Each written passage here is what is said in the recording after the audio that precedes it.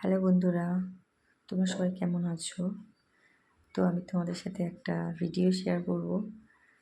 আমার মামা শ্বশুরের বাড়িতে একটা ভীষণ জাগ্রত মন্দির, বাবা পঞ্চানন্দর মন্দির। তো সেখানে ভীষণ বড় পুজো হয়, মানে পাঁঠা বলি টুলি সবই হয়। তো সেখানে পুজোতে গিয়েছিলাম, প্রচুর বৃষ্টি আরম্ভ হয়েছিল। সেই বৃষ্টির মধ্যে সবাই মিলে সুন্দরভাবে পুজোর আয়োজন করাও হয়েছে, পুজো কমপ্লিট করা হয়েছে। তো যাই হোক, তো আমি এই বৃষ্টির মধ্যেও চলে এসেছি। এখানে প্রচুর বৃষ্টি হচ্ছিল, দেখুন এত বৃষ্টি আমাদের মানে তুলসী মঞ্চটা পর্যন্ত পুরো ভিজে গেছে। মা তুলসী মায়ের যে শাড়িটা পরানো হয়েছিল সেটা দেখুন কিভাবে ভিজে একদম লন্ডভন্ড হয়ে গেছে। নিচে মাল চাপক দেওয়া হয়েছিল, সেটাকে কলার পাতা দিয়ে ঢাকা দেওয়া হয়েছিল। এত বৃষ্টি মানে কোনো দিক দিয়ে মানে আটকানো যাচ্ছিল না, প্রচুর বৃষ্টি এসেছিল। তো ঢাকি ভাইও চলে এসছে আমাদের সামনে। উনি এখানে এই পুজোতে প্রতি বছরই ঢাক বাজাতে চলে আসে। তো আমি সেই সময় পুজোর একটু জোগাড়জান্তি করছিলাম তো মন্দিরের ভিতরে। তো আমাদের এই মন্দিরটা, আমাদের যে বাবা পঞ্চানন্দ ঠাকুর, প্রচুর জাগ্রত ঠাকুর। আজ 500 বছর আগের ঠাকুর এটা। এত বছর ধরে এখানে পুজো হয়। তো গ্রামে এসছি না, এত ভালো লাগছে বাবার পুজোটা দেখতে, খুবই ভালো লাগছে। মাঝখানে বৃষ্টি হয়ে গেছে, তো কি বলবো, খুব অসুবিধায় পড়ে গেছে সবাই। আমাদের ঠাকুরমশাইও বসে গেছে, এত বৃষ্টি মানে কি করবে, উনি একটু বাইরে এসছে, আরও জোগাড়যন্ত্র কিছুটা বাকি ছিল। তো ঢাকি ভাই আমার সাথে একটু গল্প করছিল, করতে করতে উনি উঠে এলো। তো আমি ঠাকুর মন্দিরে মোটামুটি সব প্রসাদ ভোগের আয়োজন সবই হয়ে গেছে, সবই ভিতরে দেওয়া হয়ে গেছে ঠাকুর মন্দিরের ভিতরে।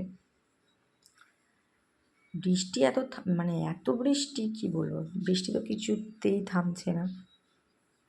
তো কি করবো আর, ঠাকুরের পুজো তো বন্ধ করা যাবে না। ঠাকুরমশাই তো কিছুটা পুজো মানে শুরু করেছিল, আবার কিছুটা আয়োজন বাকি ছিল বলে আবার উনি ভিতরে করছে, আরও দুটো ঠাকুরমশাই পুজো করছেন, কিন্তু উনি একটু বাইরে এসছেন। হ্যাঁ, আর দেখুন না, বৃষ্টিতে আমার ওই যে মামা শ্বশুরের বাড়িতে কয়েকটা ফুচকা দেখো কেমন ভিজছে, দেখো জলের মধ্যে। এই বৃষ্টিতে ভেজাটা উচিত না, কিন্তু কী করবে, সবাইকে তো ভিজে ভিজে ঠাকুরের কাজগুলো তো সম্পূর্ণ করতে হবে না। এত বৃষ্টি হচ্ছে যে সব চেয়ার নিয়ে বসে রয়েছেই তো রয়েছে, মানে পায়ের নিচে থেকে জল চলে যাচ্ছে, পুরো নদীর মতো বয়ে যাচ্ছে দেখুন। আর কেমন জলে ভিজছে দেখো এই দুষ্টুগুলো সব। তো ভাই ভিজছে, ওদের ভালোও লাগছে, আমরাও ওই সময় একটা সময় ভিজেছিলাম।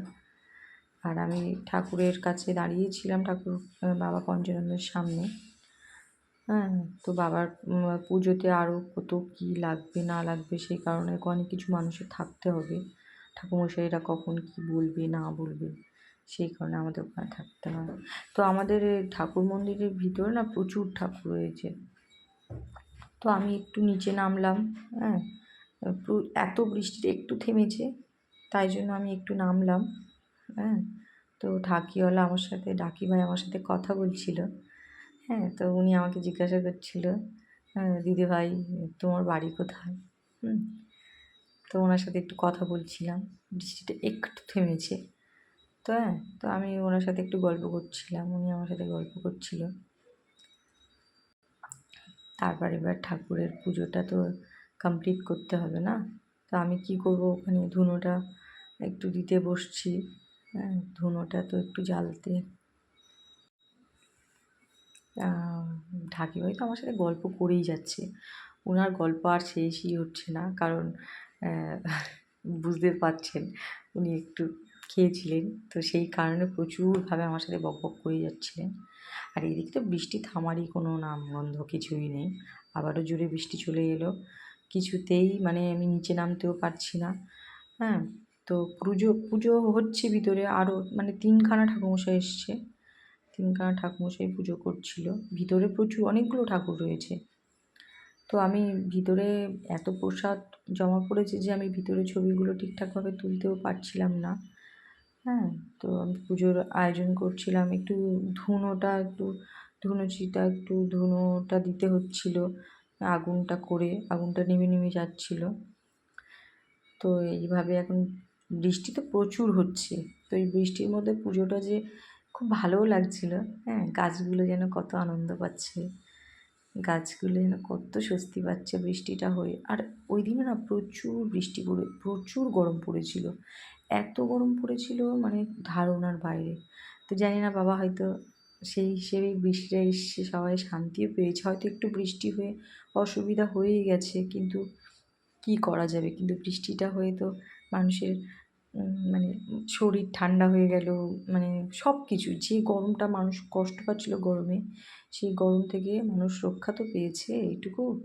তো যাই হোক, আবার আমাদের ঠাকুরমশাই ঠাকুর ঘরে ঢুকে গেছে, পুজো আরম্ভ হবে।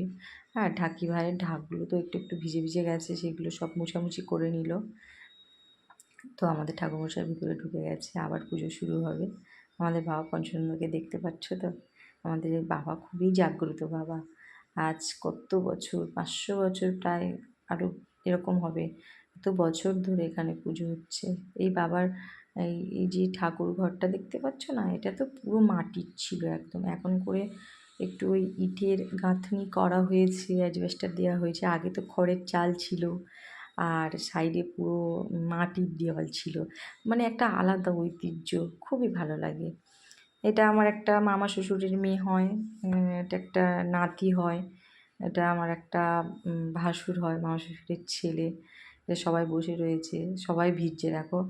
আমার ওই মামা শ্বশুরের নাতিটাও ভিজে ভিজে অনেক কাজ করেছে গো। আমাকে ভিজতে হয়নি ঠিক কথা, আমি ঠাকুর দাঁড়ালেই বসেছিলাম, বসে বসে যা টুকিটাকি কাজ করছিলাম।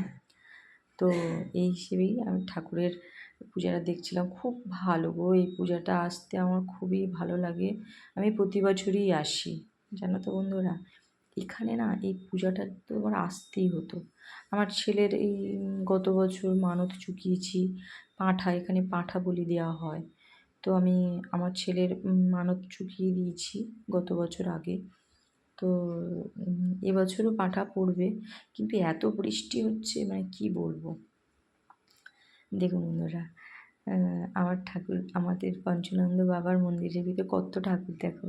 একটু সুযোগ পেয়েছি, ছবিটা তুলেই নিলাম। মা কালী রয়েছে, মা বনবিমা, শীতলা মা, বাবা পঞ্চানন্দ।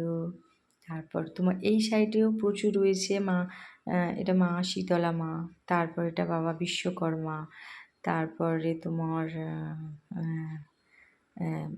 এটা কি কার্তিক ঠাকুর, হ্যাঁ বাবা বিশ্বকর্মা। প্রচুর ঠাকুর রয়েছে এখানে, দেখতে পাচ্ছেন তো বন্ধুরা। হ্যাঁ, এই যে ঠাকুরটা,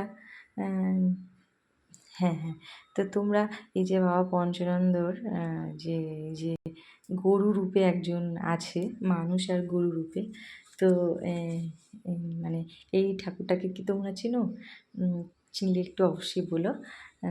তো যাই হোক, আমাদের পুজোর আয়োজন এমন করা হয়েছে। তো তোমরা দেখো, তোমাদেরকে তো দেখানোর জন্য আমি ভিডিওটা বানিয়েছি। কেমন লাগছে তোমরা কমেন্ট করে অবশ্যই বলো, আর ভিডিওটা ভালো লাগলে অবশ্যই শেয়ার করে দিও, আর কমেন্ট করে কিছু বলো। তো যাই হোক, আমাদের ঠাকুরমশাই তো পুজো মন্ত্র পাঠ শুরু করে দিয়েছে, তো উনি পুজোই করছে, আর আমরা তো বাইরে বসে বসে বাবার পুজো দেখছি। কি ভালো লাগছে কি বলবো। এই যে এত গরমের মধ্যেও যে এত স্বস্তি পেলাম এই বৃষ্টিটা হয়ে, আর মানে পুজোটা যে কি ভালো লাগছে কি বলবো। তো আমাদের এইখানে এই যে পাঁঠা বলিটা হয়, তো আমি পাঁঠা বলিটা দেখতে নেই আমাদের না, ওই জন্য আমি পাঁঠা বলিটা আমি তুলতে পারিনি। তো যাই হোক, আমাদের মেয়েদের তো দেখতে নেই না পাঁঠা বলিটা, ওই জন্য পাঁঠা বলিটা আমরা মানে আমি তুলতে পারিনি। যাই হোক, যেটুকু তুলেছি তোমাদের সাথে একটু শেয়ার করেছি। তো পুজোটা তোমাদের কেমন লাগলো অবশ্যই জানিও কিন্তু। তো আমাদের ঠাকুরমশাই দেখুন না কেমনভাবে পুজো করছে, কত সুন্দর করে পুজো করছে। আমাদের এই যে পুজো হয়ে যাওয়ার পর আমাদের এই পাড়ায় না প্রচুর লোকজন আসে প্রসাদ নিতে। প্রত্যেককে প্রসাদ দিতে দিতে না অনেক সময় চলে যায়। সন্ধ্যে 7টা 8টা বেজে যায় পুরো। বিকালে পুজো শেষ হয়ে যায়, কিন্তু বিকাল থেকে প্রসাদ দেওয়া স্টার্ট করলে পুরো তোমার বেজে যায় পুরো একদম সন্ধ্যে 7টা 8টা পর্যন্ত প্রসাদ বিতরণ করতে হয়। তো এবার প্রচুর ফল কাটতে হবে। এখন তো ধরো অল্প দিয়ে বাবার পুজোটা দেওয়া হয়েছে, এরপরে আমাদের প্রচুর ফল কাটতে হবে। সেই ফল কেটে প্রত্যেকে আসবে, আর গ্রামের মানুষ ওরা এসে বেশিক্ষণ দাঁড়াবেও না, ঝপঝপ প্রসাদ নেবে, ঝপঝপ বেরিয়ে যাবে। তো আমাদের সেইভাবে প্রসাদ কেটে রেডি করে রাখতে হয়। তারপর প্রসাদ কেটে আমরা সব দেওয়া হয়ে গেলে তারপর ওই যে পাঁঠা বলিটা হয় না, ওই পাঁঠা বলিটা ওই যে ওটাকে নিয়ে না, ওই প্রসাদটাকে নিয়ে মানে আমাদের রান্না করাও হয়। তো যাই হোক, এবার আমাদের পুজো তো হচ্ছে এদিকে, আর আমি ধুনোটা মানে এগুলো জল পড়ে না একটু লিবে লিবে যাচ্ছিলো, নিভে নিভে। তো ওই জন্য আমি এটা করে দিলাম, একটু ধরিয়ে দিলাম। তারপর দেখো না আমার কাছে